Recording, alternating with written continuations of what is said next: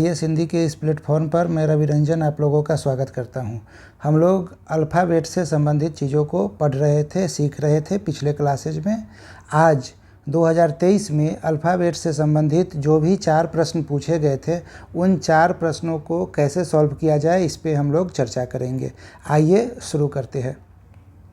पहला प्रश्न है, if 0 is written as CHUR then how is player written. अब देखिए यहाँ पे क्या है, 0, ZERO, 0। Z में 2 बढ़ा दीजिए तो Z के बाद A आएगा, A के बाद B आएगा, B के बाद C आएगा। 2 के बाद जो तीसरा आ रहा है +3 वो हो रहा है। E में +3 क्या कीजिएगा तो आ जाएगा FGH। ठीक है, ऐसे ही R में +3 करने पे आ जाएगा U, O में +3 करने पे आ जाएगा ROPQR। देखिए कितना आसानी से हमने डिकोड कर लिया इसे। इसी प्रकार प्लेयर को डिकोड करना है तो प्लेयर को डिकोड करने के लिए P में +3 कर दीजिए। P में +3 करने पे क्या आता है, P के बाद QRS, तो सबसे पहले आ गया S। फिर L में LMNO, तो L के लिए आ जाएगा O, A के लिए आ जाएगा D। जैसे ही आप आए SOD, आपका A ऑप्शन तो यहीं पे कट गया। अब B आ रहा है तो इसीलिए Y चेक ही नहीं करेंगे, E चेक कर लीजिए। E चेक करने पे क्या आएगा, E के बाद FG और फिर H आएगा। तो जैसे ही H आया ये वाला भी कट गया। अब लास्ट चेक करना है R, तो R का वैल्यू 18 होता है। EJOTY से आप लोग निकाल सकते हैं। तो 18 + 3 क्या होगा, 21 हो जाएगा। 21 का मतलब क्या होता है, T के बाद U, तो U यहाँ पे है इसीलिए D आंसर हो गया। आप देखिए आराम से 1 मिनट के अंदर में इस सवाल को बनाने की स्थिति में आप लोग होइएगा। अगले सवाल को देखते हैं। ये सवाल थोड़ा सा कंसेप्चुअल है, जैसे ज़रा आराम से समझेंगे। What is the middle term of the sequence ZZYYY XXXX, इसी तरह से चल रहा है। तो सबसे पहले Z 2 बार आया है, ठीक है, Z 2 बार आया है, Y 3 बार आया, X 4 बार आया, W 5 बार आया। तो ऐसे ही हम आगे बढ़ेंगे तो B आएगा 26 बार, A आएगा 27 बार। अब सवाल ये पूछ रहा है कि हम यदि 2 से लेकर 2 + 3 + 4 + 5 ऐसे करते करते 27 तक जाते हैं, तो इस सारे का सम करने पे, योग करने पे जो संख्या आएगा उसके मिडिल में जो संख्या होगा उसको हम किस डिजिट से डिनोट करेंगे, यही सवाल में पूछा जा रहा है। तो जब भी आपसे कोई इस प्रकार का सवाल पूछा जाए तो योग निकालने का एक तरीका होता है। उस तरीका को क्या बोलते हैं, हम कर देंगे कि जितने भी नंबर है उस सारे को पहले जोड़ेंगे। मतलब ये टोटल कितने टर्म है, 2 से शुरू होकर 27 तक जा रहा है, यानी 26 टर्म है। तो 26/2, ठीक है, गुने फर्स्ट टर्म यानी 2 प्लस लास्ट टर्म यानी कि 27, ये कर देंगे। ये क्या आ गया, 26/2 13 गुने 29, ठीक है, कितना आएगा, 13 × 117 का 7, 13 दूना 26 और 11 37, ये 377 आ गया। ठीक है, कैसे निकाला जाता है, जब भी 2 संख्याओं के बीच में बराबर अंतर हो और तब निकालना हो तो सारे संख्या जितने भी है उतना /2 करेंगे और गुने में पहला अंक और अंतिम अंक को जोड़ देंगे। तो ये 377 आ गया। अब हमें पूछ रहा है मध्य पद यानी मिडिल टर्म निकालना है। कैसे निकालते हैं मिडिल टर्म, तो पहले 377 को हम 2 से भाग दे देंगे। 2 से भाग देंगे तो 188.5 आएगा। भाग दे के आप लोग देखिएगा, इसका मतलब है कि 189th टर्म जो है वो मिडिल टर्म है। हमें 189th टर्म निकालना है। 189th टर्म निकालने का मतलब क्या है, यदि हम 377 को लिखें तो 188 + 1 + 188, ठीक है, इस तरह से लिखेंगे तो 377 टर्म आ गया। ये दोनों बराबर बराबर हो गया और बीच वाला टर्म जो है उसे मिडिल टर्म बोलेंगे। अब इसको निकालने के लिए थोड़ा सा जगह बना लेते हैं।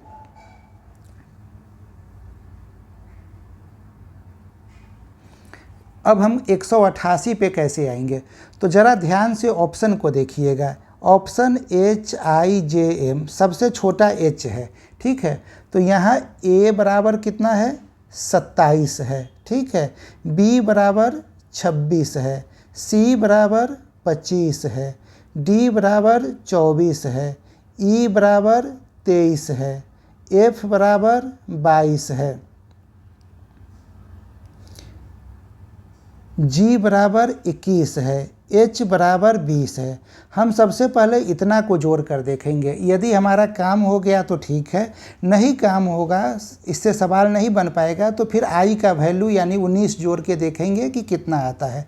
तो इतना को जोड़ते हैं तो क्या आएगा 7 6 13 5 18 4 22 3 25 2 27 1 28, 28 का 8 हो गया, हाथ में 2 2 2 4 2 6 2 8 2 10 2 12 2 14 2 16 2 18 यानी 188। ये H तक जब लेते हैं तो हमारे पास ये लास्ट वाला 188 आ गया। तो अब 189वां टर्म जो आना है वो क्या होगा, तो H के बाद आता है I। तो I जो है वो 189वां टर्म हो जाएगा। तो हमारा उत्तर यहाँ पे क्या हो गया, B हो गया। उम्मीद करता हूँ कि आप लोग इसे समझ पाए होइएगा। नहीं समझ पाए होइएगा तो कमेंट कीजिएगा। देखिए कितने आसानी से सवाल बन जा रहा है। यदि आपको थोड़ा सा फॉर्मूला पता है तो आप आराम से सवाल बनाने की स्थिति में रहिएगा। आइए अगले क्वेश्चन को देखते हैं। अनुक्रम ABC dot dot ABC dot DABBCD dot ABCD पर विचार कीजिए जो एक निश्चित प्रारूप का अनुसरण करता है। निम्नलिखित में से कौन सा एक इस अनुक्रम को पूरा करता है। तो ऐसा जो भी सवाल आए तो सबसे पहले हम सारे अक्षरों को काउंट कर लेंगे। तो अक्षर यहाँ आया 4, यहाँ आया 4 और 6 4 10, 3 13, 3 16। अब कितने ये है, फिल इन द ब्लैंक्स, तो 2 यहाँ पे, 18 19 20, तो टोटल 20 अक्षर है। तो अब हम इसे बराबर बराबर बांट कर देखेंगे तो संभवतः देखिए 2 में बराबर बराबर नहीं बांटिएगा, 2 में बराबर बराबर बांटने पे सवाल काफ़ी आसान हो जाएगा। तो इसीलिए सबसे पहले 5 नहीं तो फिर 4 में बांट कर देखेंगे, इसी से हमारा उत्तर निकल जाएगा।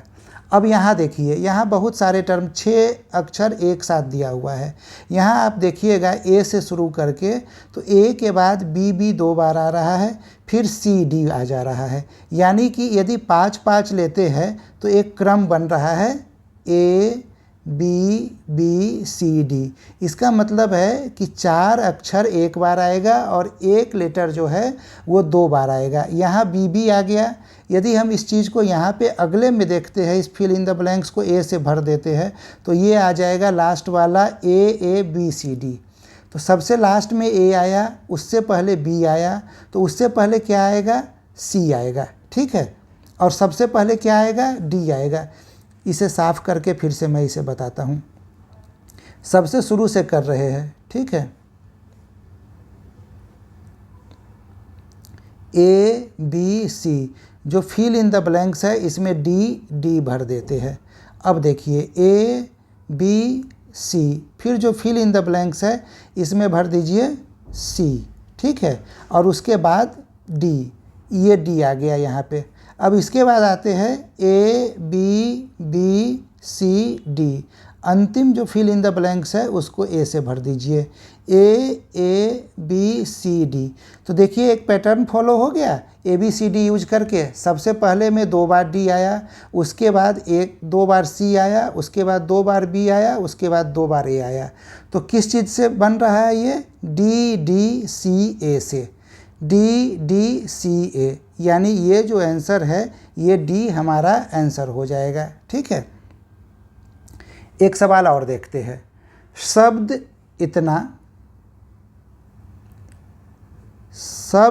इतना के अक्षरों को वर्णमाला के प्रतिलोम क्रम में रखा जाता है। अक्षरों की कितनी स्थितियां अपरिवर्तित रहेगी।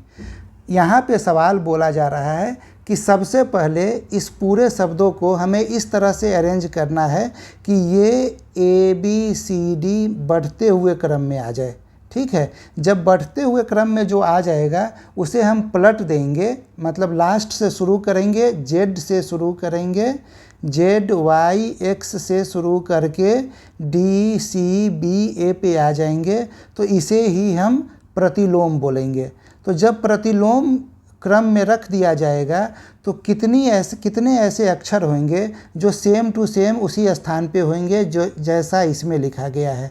यही हमारा सवाल पूछा जा रहा है। ठीक है, तो इस सवाल के लिए अगले स्लाइड पे आते हैं।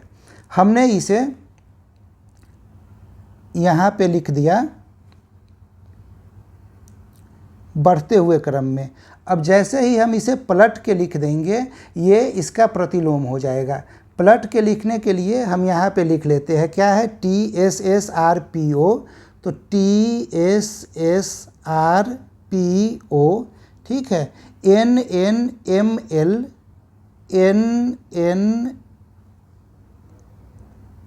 एक सेकेंड, NN के बाद ML, इसके बाद 5I, 1 2 3 4 5I, फिर H के बाद 3E, CB। ठीक है, अब यहाँ पे देखिएगा तो आपको सिर्फ यहाँ से देखते हुए चलेंगे हम तो कोई भी नहीं मिल रहा है फिलहाल।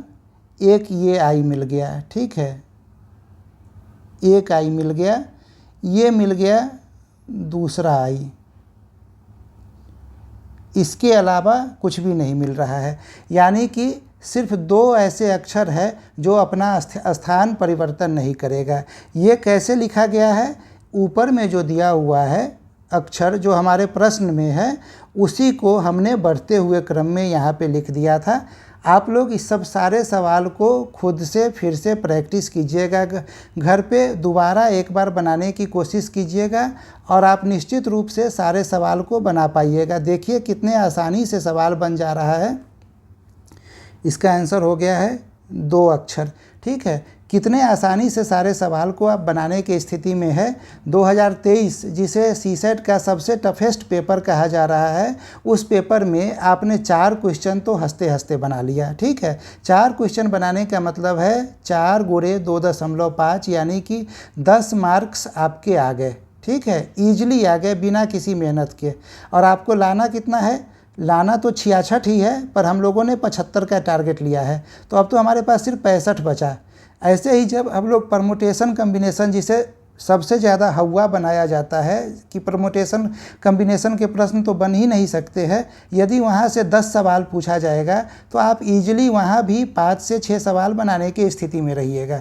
ठीक है, तो पेपर बहुत आसान होता है। हाँ, आप जितना समय अपने जीएस के पढ़ाई को देते हैं उसका कम से कम 25% समय अभी से ज़रूर दीजिए सीसेट के पेपर को, क्योंकि यदि सीसेट लटक गए तो आपकी कहानी तो यहीं रुक जाएगी 1 साल के लिए। उम्मीद करता हूँ आप मेरी बातों को समझ रहे होंगे। अगले वीडियो में मिलते हैं कुछ नए टॉपिक के साथ। धन्यवाद।